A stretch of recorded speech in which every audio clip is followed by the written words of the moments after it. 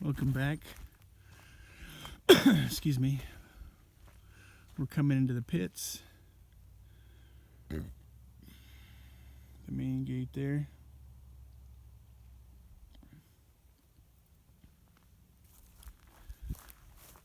See the dog. We just got some moisture here, so I'm picking up a lot of it in my feet. But you come around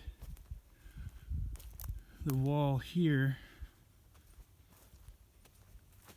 for turn 1 and 2, really. Or I guess that's kind of backwards, 3 and 4, I'm sorry.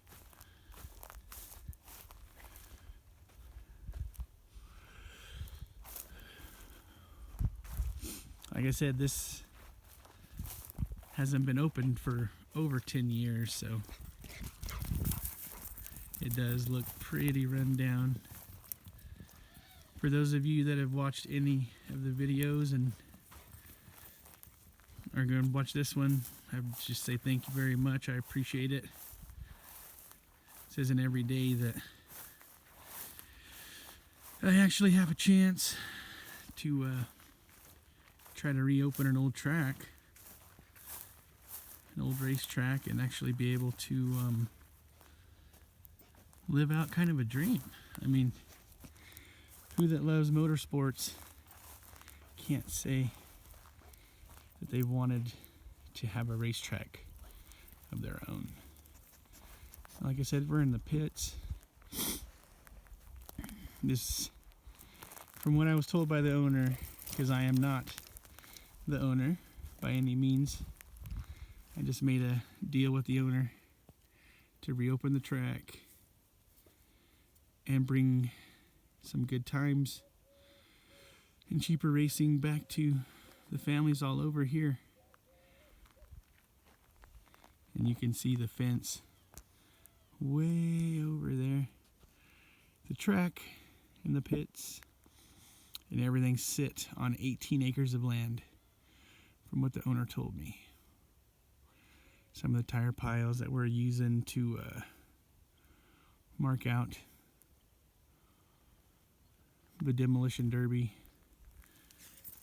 field and the infield of the racetrack, because like I said, we're doing demolition derbies and enduro racing here. And I had a lot of the drivers with race cars, older race cars, that kind of stuff, confused as to why I wasn't just trying to open the track back up and do just regular racing, because at one time this track was one of the best ones around.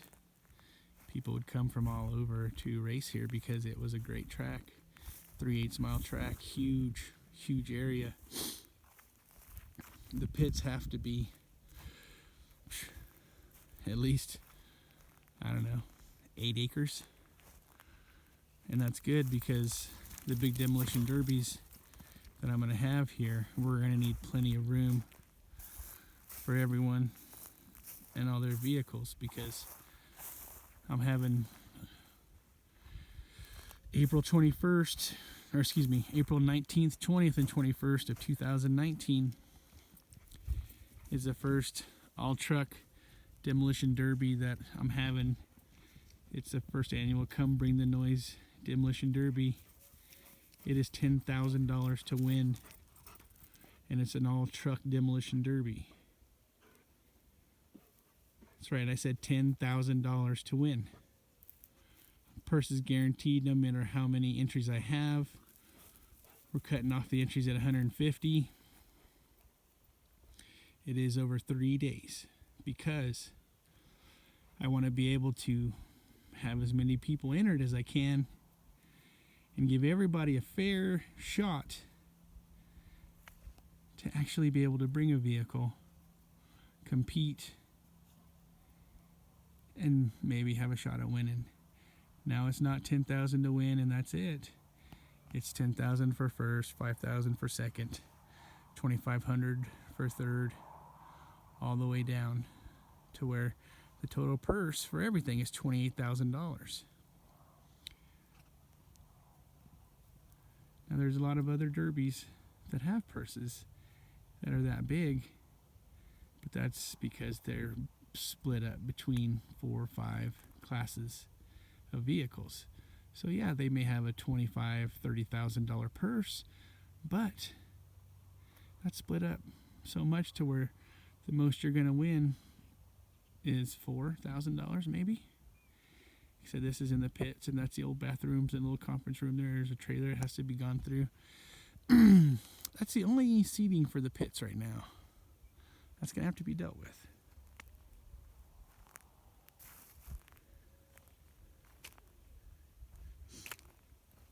I was never allowed to come out here as a kid in the pits because, you know, you had to be probably 14 and older to come out here. So the first couple times I came out here, it was kind of a crazy experience to walk around and see what I missed all those years.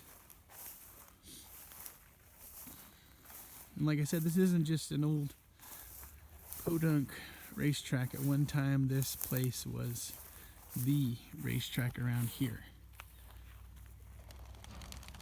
A lot of big races were held here. All types of classes, and as everybody knows, in the bigger cities and states where racing is an absolute must, crazy dog, racetracks can survive. But around here in these smaller communities, the economy isn't what it used to be. People can't do all of what they used to anymore. I mean, you can't spend $5,000 to $10,000 on a race car and all that stuff and be able to pay the bills and have stuff happen and take care of your kids. It's just not possible for everybody. So that's why I'm starting this enduro season, and that's why, same thing with the demolition derby trucks. It's not build a tank that costs you a couple thousand to do. It's build a fair truck. Everybody has to be on the same page. These are actually the spots for tech inspection, and where cars could come and actually buy a spot that has a cement slab to work on. I mean, when you have your really expensive car that I was just saying a lot of people can't afford anymore, you would want a spot like that, and you would either pay for the whole season or buy the race. And I believe there's like 15 of them out here.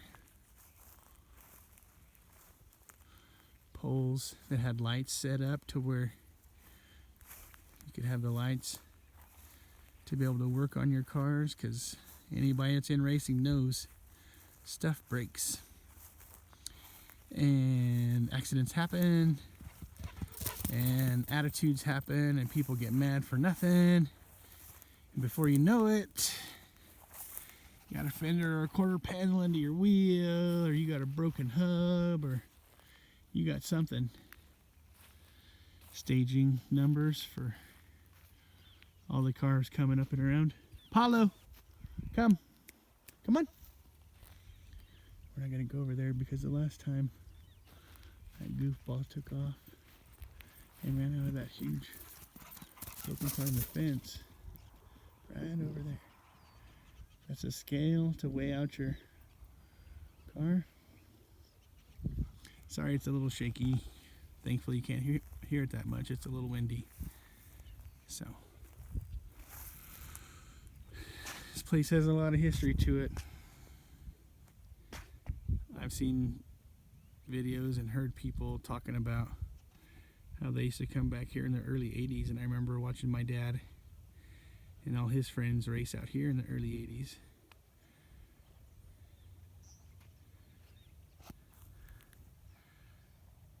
A little bit of a shot of the stands from over here in the pits. Kind of picking the worst time to do these videos because the sun's going down. It makes it a little bit harder to see.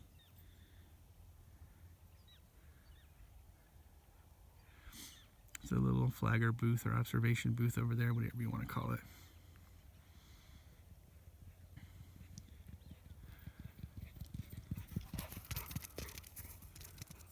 Like I said, the main point of this whole series, this whole racing, everything that we're doing is to make it affordable.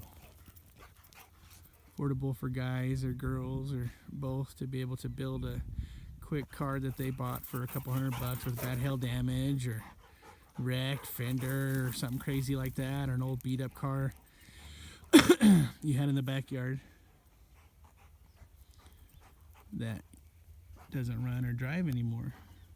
You do a little bit of work to it and you bring it out here for this enduro racing series, and you come and have a shot at some good money for not that much at all, really. We'll get a little bit more into that building over there, maybe in the next video. It's been neglected just like everything around here, so. Alright, thank you so much for checking out part of the pits with me, and I appreciate all of you, all your time to watch these videos, and if you like them and you want to keep going with me to continue this little journey, please like and subscribe and share if you want to. Thank you so much. All right, bye.